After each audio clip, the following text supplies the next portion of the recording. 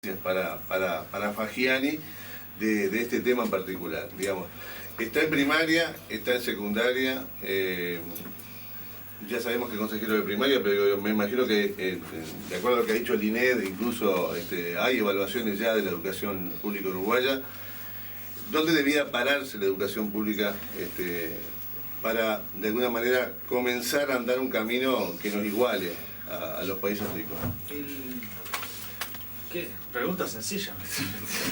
Va para acá. Yo creo que hay varias cuestiones que son centrales. La primera es que la población tiene que tener claro una cosa. En 1980 había 500.000 estudiantes en Uruguay, en todos los niveles, desde primera infancia hasta la universidad. Y hoy en día tenemos 1.200.000. Es decir, hay 1.200.000 lugares, hay 1.200.000 grupos organizados, digamos, personas en grupos organizados, para poder acceder a un derecho que efectivamente tiene que ver con que más gente está vinculada a lo educativo. No es que la población de Uruguay haya crecido en los últimos 30 años de manera significativa, sino que creció la cantidad de población que está en relación con el sistema educativo. Esto como para ver, digamos, que el país ha hecho un esfuerzo, no es mérito de una administración, sino de los últimos 30, 40 años, efectivamente, de vincular a la infancia, a la juventud, pero también al mundo adulto, a lo educativo. Esto trae algunos problemas. Trae los problemas de qué es lo que pasa dentro de lo educativo, trae problemas de cómo culminan los uruguayos los diferentes ciclos educativos, pero también esto es necesario verlo en una mirada de largo plazo. La reforma de Varela, digamos, tiene más de 140 años. Sin embargo, hasta la década del 50 o 60, el censo decía que solamente 2 de cada 3 uruguayos habían terminado la escuela, es decir, que había 1 de cada 3 que no habían terminado la escuela. Por lo tanto, pensarnos en plazos largos es lo que nos posibilita ver, primero, que todavía tenemos desafíos en materia de cobertura, claramente, es decir, en el siglo XXI es impensable que un país pueda considerarse satisfecho con la educación si los gurises de 18 años no acceden todos a una propuesta de educación terciaria. Ahora, todavía nos falta muchísimo para llegar a eso. Y lo otro es lo que tiene que ver con los aprendizajes, y ahí entramos como también en lugares que tienen desafíos bien importantes, porque los aprendizajes que acontecen en las escuelas tienen que definirse a partir no de lo que diga el Banco Mundial, sino de la sociedad que queremos construir y cuál es el legado que queremos dejarle a las nuevas generaciones. Esto está muy claro no solo en Uruguay. Digamos, Finlandia, que tiene uno de los sistemas educativos con mayor inversión pública, con mejor formación de sus docentes, que les va mejor en las pruebas PISA, el año pasado y el anterior estuvieron 2 años a los tortazos discutiendo porque entendían que el sistema educativo no estaba produciendo la Finlandia que ellos querían ver dentro de 20 años.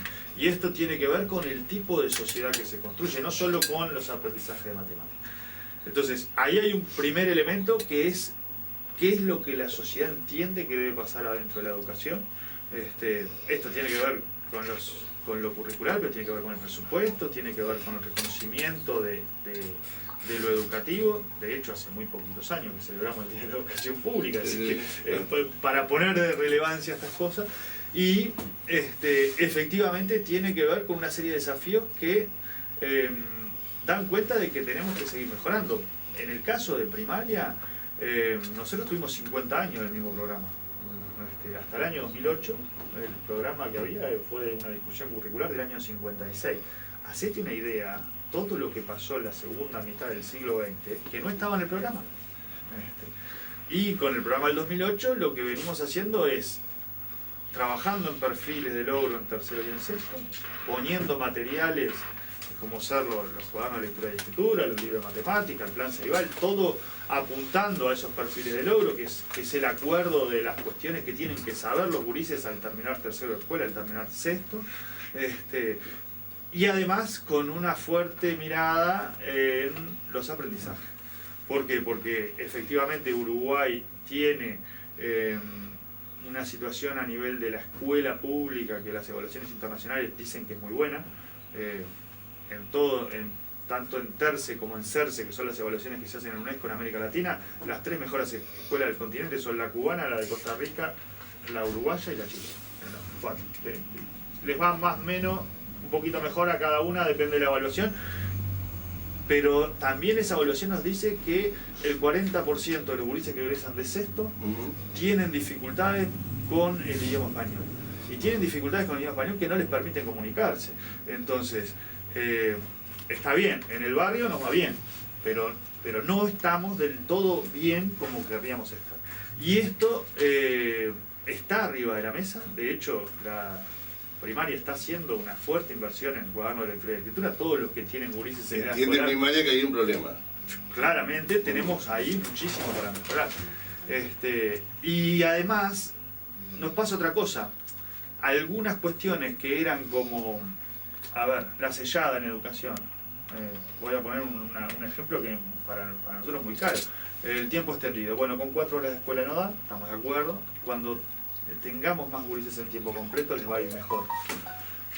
Bueno, les va un poquito mejor, pero no les va todo lo mejor que esperábamos que les fuera. Por lo menos en lo que tiene que ver con las evaluaciones en matemática y lenguaje, que son los que miden las evaluaciones internacionales.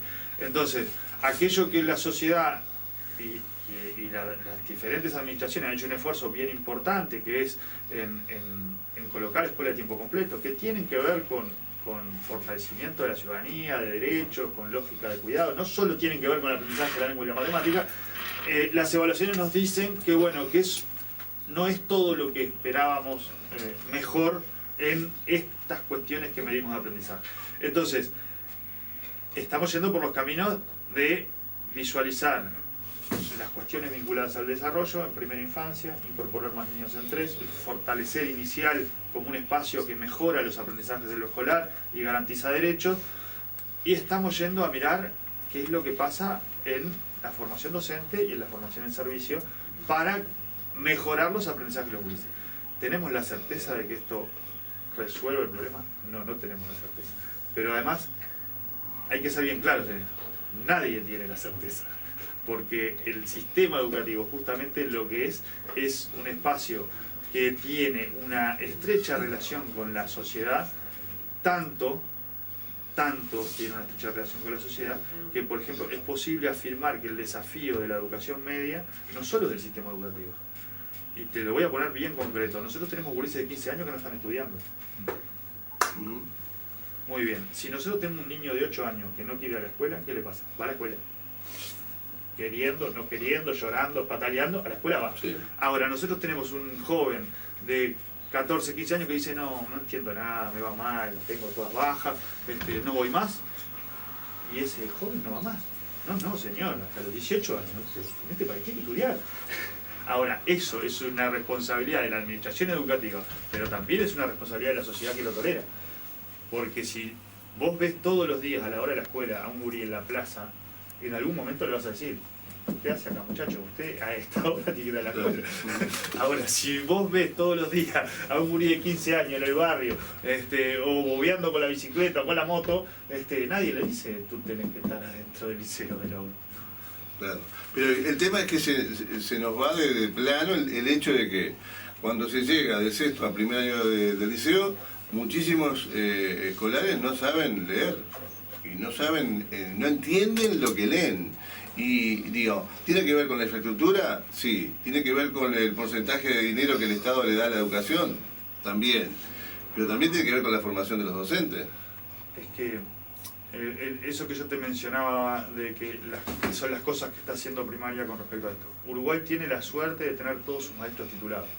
Esto es una situación que no pasa en todos los países, sobre todo de la región. En América Latina hay lugares donde el maestro es alguien que tiene ganas de ser maestro, pero no necesariamente tiene formación para eso. Primaria desde el año 2014 creó una cosa que es el Instituto de Formación en Servicio. Por allí pasan miles de maestros. Los sábados, en jornadas de 4 o 8 horas, a instancias de formación que tienen que ver con la lengua, con la matemática, con las ciencias naturales, con las ciencias sociales, con la educación sexual, con todos los aspectos que hemos detectado que hay alguna dificultad, pero que además el cuerpo profesional demanda, porque por suerte tenemos un magisterio que está dispuesto a constantemente asistir a instancias de formación. Es más, a partir del año pasado modificamos algunas cuestiones, porque la formación era que los maestros iban a cursos, y en el curso les iba bien. Y los formadores, digamos, son gente que tiene muchos años de carrera dentro de la formación docente o actores universitarios, no es que, digamos, no es que se concursa para acceder a esos cargos. Ahora empezamos a evaluar y veíamos que efectivamente les iba bien, pero no había cambios en las prácticas escolares. Esto tiene que ver con cómo funciona una institución educativa, donde es muy potente, digamos, el tipo de práctica que uno hace como docente. Y desde el año pasado las instancias de formación están teniendo los sábados efectivamente instancias que no perjudiquen las clases normales, pero además estamos teniendo formadores en las escuelas, trabajando junto a los docentes en la mejora de sus prácticas de enseñanza. Mejorar las prácticas de enseñanza es uno de los aspectos que pueden mejorar los aprendizajes. Los aprendizajes son del individuo que aprende, ¿no? No, está bien, pero digo, el otro día estuvo por acá el director el profesor González, que es el director del Instituto de Formación Docente en La Valleja, y le preguntábamos lo mismo, o sea, de educación de qué y para qué, porque digamos, ¿para qué queremos la educación y qué es lo que queremos enseñar? Digo, me parece que eso es sustancial. Porque después echarle la culpa al maestro o al profesor, acá tenemos un referente, un profesor que de alguna manera sufre lo que pasa después de primaria. Pero digo, el tema es tener claro de qué es lo que se quiere educar y para qué te va a servir eso.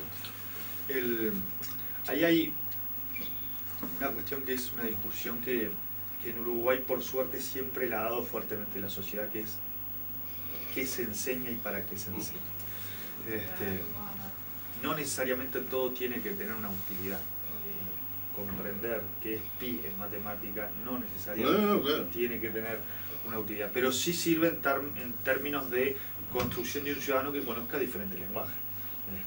Por ejemplo, ¿para qué sirve una segunda lengua? Bueno, una segunda lengua sirve, está explicado desde el punto de vista neurológico, porque es un nuevo código que el cerebro aprende, no se aprende al mismo momento que la lengua materna, se aprende luego que uno ya empieza a utilizar, en nuestro caso el español, y ahí empieza a aprender otro código que además mueve diferentes partes del cerebro. Bueno, ¿tenemos que tener segundas lenguas? Sí, claro que tenemos que tener segundas lenguas porque mejora el desarrollo de los gurises, los pone en contacto con otras culturas. Ahora, ¿de qué forma la sociedad valora esto? Educación física. ¿Tenemos que tener educación física en las escuelas?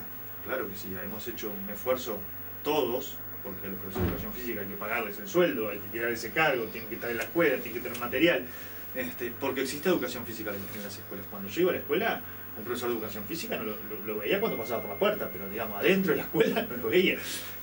Hoy, casi todas las escuelas urbanas del país tienen educación física. Ahora, ¿cómo repercute la educación física en una prueba PISA? No tengo ni idea. Tengo claro que desde el punto de vista del desarrollo de los niños, el acceder a la educación física es un derecho. Tengo claro que los niños que practican deporte en realidad aprenden a través del juego cuestiones que no se aprenden de otra forma, digamos. Los juegos colectivos tienen que ver con eso, la educación del cuerpo tiene que ver con eso. Probablemente esto genere mejoras en la salud de los gurises. Básicamente, actividad física mejora la salud. Ahora, ¿cuánto repercute esto en las cuestiones que miden las evaluaciones internacionales? No lo sé. ¿Hay alguien de la ciudadanía que entienda que los gurises no tienen que tener educación física? Porque, digamos, entonces, esta discusión de qué es lo que se enseña dentro de las escuelas y qué es lo que pasa dentro de las escuelas es bien relevante que la dé la sociedad, pero además es bien relevante que la dé con información. A veces la sociedad piensa que la escuela sigue como cuando uno fue a la escuela. Sí. Me pasa mucho con el tema de que la educación es un desastre. Nosotros vamos a las escuelas, conversamos con las compañeras maestras, pero también conversamos con los papás. Yo comparto en mi época de escuela. Lo que fue mi escuela. Nos dicen los padres, bueno, la educación es un desastre, muy bien. ¿Y tu escuela? No, mi escuela está bien. Bueno, pero ¿qué es lo desastroso? Ah, no, porque no aprenden nada. Muy bien. Nosotros hoy disponemos de información que aproxima a lo que supuestamente los gurises aprendieron. antes esa información no estaba disponible. No nos podemos comparar con un lugar donde el termómetro no existía. Es decir, ahora podemos medir, este termómetro mide algo. Lo que se viene haciendo es, a partir de cada una de las evaluaciones, y de hecho se incorporó todos los que tienen gurises en la escuela, voy de nuevo, hace años existe la evaluación formativa a mitad de año, se está trabajando con INED en la evaluación de los perfiles de logro, en una evaluación que se llama Arista, de forma de producir información de qué cosas son las que estamos logrando modificar y cuáles no. Porque en política educativa hay algunas cuestiones generales que efectivamente tienen evidencia de que funcionan y hay otras que en realidad lo que tienen es la creencia de que funcionan. Entonces, la administración lo que se ha puesto es, en primer lugar, a trabajar fuertemente con un cuerpo de profesionales muy comprometidos, como son los maestros, a facilitar instancias de formación, a facilitar materiales para los gurises, a facilitar las condiciones para que se dé la escolaridad de los gurises, pero también a generar evidencia sobre qué cosas cambian y qué cosas no cambian. Si uno está martillando y para martillar utiliza un destornillador, bueno, en algún momento se tiene que dar cuenta que no es con el destornillador. Entonces habrá que buscar instrumentos. En ese sentido no hay un dogmatismo de que...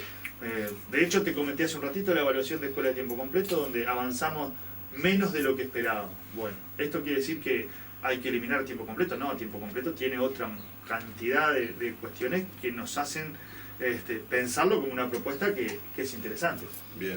El tema de tiempo completo fue la época de Rama, me acuerdo, y fue muy resistido por los docentes también. Pará, te corto, a ver. Porque eso lo he escuchado muchas veces. Bueno.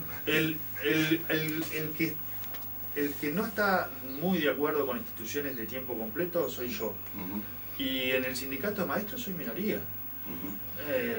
Y militaba en el sindicato de maestros. El sindicato de maestros nunca se opuso a las escuelas de tiempo completo. De hecho, las escuelas de tiempo completo surgen porque existían las escuelas al aire libre y surgen de propuestas que hacían los maestros de consolidar ese tema. ¿Qué es lo que sucede? Si vamos al paquete de la reforma, sí, había aspectos que para los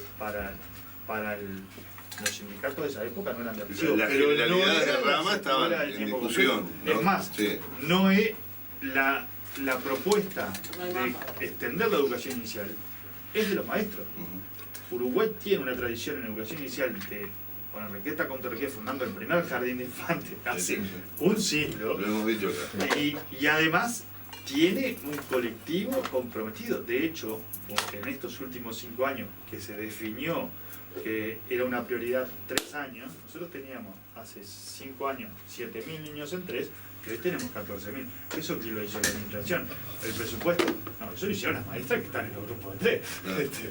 Bien. Contador Talla, a ver si... Sí, una de las cosas que analizábamos era un comentario de la profesora Hanna Rodríguez, que decía que la formación de los maestros y de los profesores no era tanto vocacional la elección de esa carrera, sino que era más que nada por descarte. Que un gran porcentaje de los que cursan magisterio, un gran porcentaje de los que cursan IPA, eligen, hay encuestas de cifra que avalan eso además, que se hace esa elección de magisterio por descarte. Es decir, como a diferencia de Finlandia, que usted se refirió y está muy bien, la elección de profesorado, la elección de magisterio, es una de las carreras más requeridas a nivel de la sociedad. Porque tiene estima en la gente, porque tiene buenos ingresos y de esa manera el cuerpo educativo que existe está seleccionado aparentemente lo que podemos decir los mejor preparados, los que tienen mayor capacidad. Y yo creo que ese también es un tema que debe ser considerado y esto no es por castigar a la formación de las maestras, nada, sino una realidad que se ve en la sociedad y que bueno, yo creo que esa cosa para mejora de la educación, ese cambio tiene que venir. Porque hay que darse cuenta de los cambios y hay que hablarlos, porque si no, eso no se cambia. El dato que tenemos es esa encuesta de cifra que es de hace 5 años, es una encuesta de estudiantes de formación docente, y efectivamente aparecen varias cosas allí. La primera es esto que tú señalabas de que no es la primera opción de estudios de una parte importante de los estudiantes que en realidad optan por ir a la universidad y les va mal o no se terminan de hallar y terminan trabajando, yendo hacia formación docente. Otra característica es la extracción social de los estudiantes de formación docente. Los estudiantes de formación docente son los estudiantes de los estudios terciarios de los más vulnerables en términos socioeconómicos. Es decir, los que provienen de familias con menores recursos. Esto tiene que ver con muchas cosas, ¿no? Yo hice magisterio cuando salí en el 2001, ganaba las 75% de lo que ganaba un peón de la construcción. En aquel momento eran 4.500 pesos. No hay manera en ese escenario de que, digamos, el Uruguay, el acceso a la universidad viene cambiando, por suerte cada vez acceden más gurises a la universidad, cada vez hay más propuestas. En el caso de Montevideo, magisterio queda a 3 cuadras de la Facultad de Ciencias Sociales, y nosotros estábamos planteándonos que a un joven que le interesa la educación tiene que estudiar hoy la misma cantidad de años que cualquier otra carrera universitaria para ganar menos. Entonces no hay manera, digamos. Tiene que tener o mucha vocación o alguna cuestión que lo estimule a ir a la carrera. De hecho, es uno de los problemas que tenemos como administración, magisterio, en primaria no se puede trabajar sin título, y esto de cambiar a tiempo completo y universalizar 3 años nos requiere más maestros. Y se nos están recibiendo menos maestros que los que necesitamos. Entonces estamos reintegrando a compañeras jubiladas para poder ponerlas frente al grupo para que no exista ningún niño que no tenga maestro. Y de hecho en área metropolitana a principio de año, todos los años, tenemos dificultades para cubrirlo. No, algo que se observa en secundaria y también observando en primaria también, que es ¿por qué los mejores docentes, que eso parece que tiene que ver en inequidad, por qué los mejores docentes no están en las escuelas que necesitan mejores docentes? ¿Ah? Como pasa en el liceo, los mejores maestros no están en los lugares donde se necesitan mejores profesores. ¿Ah? ¿Por qué las maestras cuando van a elegir eligen las mejores escuelas? Obviamente eligen la 2, la 8, eligen todas las escuelas del centro, que sería mucho más fácil, y muchas veces las escuelas de barrio tienen docentes que tienen doble turno. ¿Ah? ¿Por qué? Porque indudablemente es ahí donde estamos creando la brecha de niños que necesitan una docente que tenga mayor dedicación, que pueda dedicarle más. Esa docente probablemente tenga 2 cargos, ¿tá? Y es lo que está pasando, y eso tiende a la inequidad. Y no ha habido propuesta desde hace muchísimo tiempo, ni en secundaria ni en primaria, ¿tá? De que los mejores vayan a los lugares donde se necesitan los mejores, con compensaciones económicas, no sé con qué será, pero no se ve en esa propuesta. Sin embargo, es un diagnóstico sencillo, totalmente elemental, que podemos hacer cualquiera que viva en una ciudad, donde ve que en los barrios van las maestras que tienen, no digo que estén mal preparadas, sí que tienen menos calificaciones, que tienen menos experiencia y muchas veces tienen un doble turno. Ahí hay una cuestión para pensar. Yo estoy de acuerdo que la administración de la educación tiene que estar basada en criterios de justicia, tiene que existir justicia educativa. Al que más necesita, yo le tengo necesariamente que dar más. No solo en el maestro que le pongo enfrente, sino en el edificio de la escuela, en los recursos que le pongo a esa escuela. Y en primaria eso pasa. De hecho, pasa en 2 o 3 situaciones bien concretas. La primera es, un niño que va a una escuela de tiempo completo es el doble de inversión. Las escuelas de tiempo completo están en los quintiles 1 y 2, es decir, en los sectores más vulnerables de la sociedad. Es decir, que un niño que va a una escuela común, nosotros lo tenemos 4 horas, invertimos X pesos. Un niño con una escuela de tiempo completo le damos la opción de tener el tiempo extendido, de acceder a otras cuestiones, pero además le ponemos más plata a ese niño. ¿Qué es lo que sucede? Para transformar una escuela de tiempo completo yo preciso el edificio y los docentes. Y la plata. como no he podido transformar todas las escuelas de quintiles 1 y 2 a tiempo completo, yo tengo, primaria tiene otra cosa que se llama el programa Aprender, que son escuelas de tiempo simple, pero que están en el quintil 1 y 2. Y en esas escuelas, los maestros que trabajan en esas escuelas tienen un plus salarial, que es por la sala Aprender, que es una sala especial que se paga más que otras salas de coordinación, además de que esas escuelas tienen programas comunitarios, esas escuelas tienen acceso a los proyectos PODES, que son proyectos para mejorar las escuelas, tienen acceso al programa Trayectorias Protegidas, que es un recurso que aparece en el segundo semestre del año para ayudar a los gurises que tienen más dificultades en lenguaje y matemática, tienen prioridad en la asignación de todo tipo de recursos, desde mobiliario, material didáctico, etc. Las escuelas Aprender reciben más que las escuelas que no son Aprender. Entonces, primaria está con esta lógica de estimular a los docentes a trabajar en los sectores más complejos. Yo soy maestro de una escuela Aprender, mi cargo está en una escuela Aprender, me he quedado en esa escuela Aprender, además de por el cariño que tengo por la escuela, etcétera, porque efectivamente hay una diferencia. Era mucho o poca, pero hay una diferencia salarial con respecto a la escuela. Eso no sucede así en secundaria por el sistema, como eligen las horas. Pero secundaria está haciendo otras cosas que tienen que ver con reconocer que no todos los liceos son igual. Que el liceo 1 no es igual que los liceos que están en la periferia de la ciudad. Y allí hay una serie de recursos que tienen que ver con tutorías, que tienen que ver con la extensión del tiempo en una experiencia de tiempo completo que está haciendo secundaria, que van en ese sentido. Si nos sucede que igual en primaria, con esta política de tiempo completo, que a los maestros les interesa trabajar a tiempo completo, o con la política de Aprender, tenemos maestros que cuando pueden se van de esas escuelas. Bueno, pero eso la administración, digamos, imagínense que ustedes le van a decir a un médico si puede o no trabajar en la mutualista Buenace. No, a nadie le dice nada. Así sea grado 5, sea el mejor del mundo. En este caso, hay políticas en ese sentido. Yo creo que tendrían que ser todavía más importantes, más duras con respecto a la diferencia de recursos. Pensemos en el refuerzo de material didáctico, en alimentación, pensemos en becas.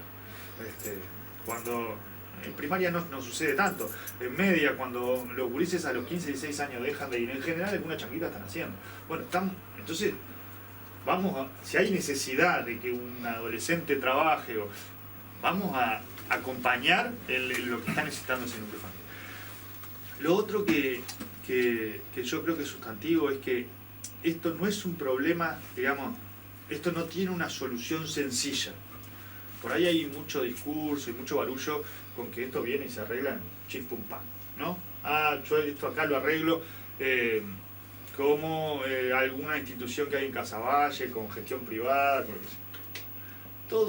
Todos ese tipo de soluciones en general han tenido un efecto que es el contrario al que plantea. Basta solo mirar la desigualdad educativa en Chile. Es imposible ser hijo de trabajador y acceder a la universidad. Es imposible. Basta mirar lo que sucede en algunos estados de Brasil, donde efectivamente las escuelas públicas de gestión privada en general trabajan con los sectores de clase media y los pobres quedan afuera. Hagámonos una idea del problema. Brasil tiene la población de Uruguay como Nini. 3,5 millones. Este tipo de experiencia, yo no tengo mucho más para agregar, pero está claro que tienen una condición que es imposible de instalar en el sistema público, que es seleccionar. La escuela pública no selecciona. A la escuela pública tienen que ir todos los niños. El alto, el flaco, la niña, el varón, el afrodescendiente, el que no es afrodescendiente, el que está emigrando de República Dominicana, el que viene de México, los hijos de los sirios. A la escuela pública, todos los niños. Entonces, si la solución a eso es decir que la escuela pública debe seleccionar, yo creo que es un disparate. Es un disparate porque nos va a quedar afuera todo el que de por sí no le va bien, que en general es el más vulnerable, los sectores más sumergidos o los sectores que vienen de otros países buscando trabajo. Y yo creo que eso es una sociedad en la cual los uruguayos no nos sentiríamos cómodos. Tengo que disculpar, Sí, yo tengo que... yo sí. escuchaba el otro día, no creo que todas las instituciones de esta público-privada, de gestión privada, sea por... Escuché el otro día una que es por sorteo.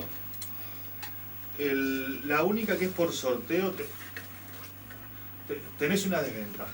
Yo soy maestro de escuela aprender, pero además estoy casado con una maestra que tiene 12 años en ese barrio y sigue estando ahí. La única que entra por sorteo es el Liceo Espigas, que está más hacia el lado de Toledo Chico. Después el resto, todas tienen No tengo reportaje acá que me diga el otro día, una justamente selección. de estos tres. Es que si no, no podrían, digamos, si vos pensás, saquémoslo de ese barrio, pensemos aquí en La Valleja. Los adolescentes que no están en ningún lado, esos adolescentes los expulsamos del sistema educativo o no logramos enamorarlos para que siguieran estudiando, o no tienen los suficientes apoyos familiares, o vienen de una escolarización que no fue del todo buena. Entonces, para hacer un proyecto que funcione, yo no voy a elegir a esos adolescentes. Yo voy a elegir a los que tienen respaldo familiar, yo voy a elegir a los que vienen con buena escolarización, a los que nunca repitieron. Bueno, pero a eso les va bien en cualquier lado. Digamos, al que sale de la escuela sin repetir, en general le va bien en media. Claro. Uno de los factores que tienen que ver con cómo fracasamos en educación media es que tenga antecedentes de repetición en la escuela. ¿Quién tiene antecedentes de repetición en la escuela? Aquellos que tuvieron más dificultades, aquellos que tuvieron menos apoyo familiar. Digamos, de vuelta, la educación sola no puede. Ahora, lo que no podemos dejar de señalar es que la educación pública debe incluir a todos. No puede existir un niño en este país que no esté asociado a una propuesta educativa entre los 13 y los 18 años. Es más, esto es tan así que vienen los gurises de otro país, con cédulas de otro país o con documentos de otro país, y en la escuela pública ingresan igual aunque estén con la cédula en trámite. Esta tradición nosotros no la podemos perder, porque es la que ha hecho, entre otras cosas, porque no es solo la educación, pero la educación ha contribuido a que Uruguay sea un país que se distancia bastante de sus vecinos. Bien, le estoy agradeciendo, se nos fue el tiempo, se nos pasó el tiempo rápidamente. Muchas gracias al consejero de primaria, Pablo Caggiani. Nos quedaron temas pendientes como el tema de la reforma de educación sexual y todo lo demás.